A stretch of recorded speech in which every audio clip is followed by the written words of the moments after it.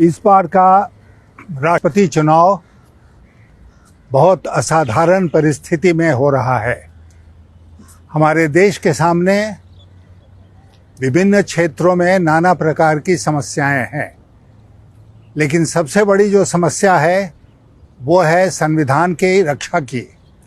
हमारा संविधान और संविधान के मूल्य आज खतरे में है और ये राष्ट्रपति चुनाव तय करेगा कि जिस दो रास्ते पर देश खड़ा है उसमें कौन सा रास्ता हम चुनते हैं।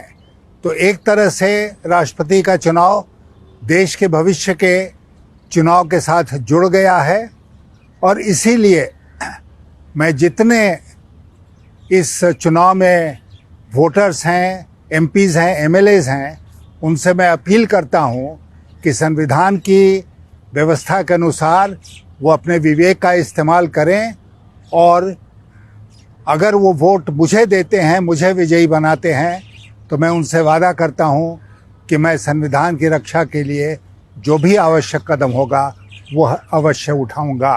इस चुनाव में जैसा कि आप अवगत हैं, पार्टियों की तरफ से कोई व्हिप जारी नहीं होता है और जो वोट है वो सीक्रेट है।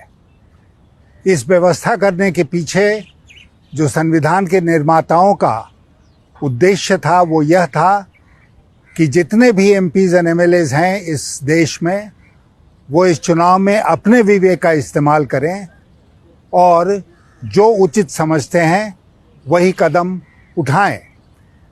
मैं जोर दे के कहना चाहता हूं कि आज देश के भविष्य की लड़ाई हमारे सामने है। आज संविधान की रक्षा की लड़ाई हमारे सामने है।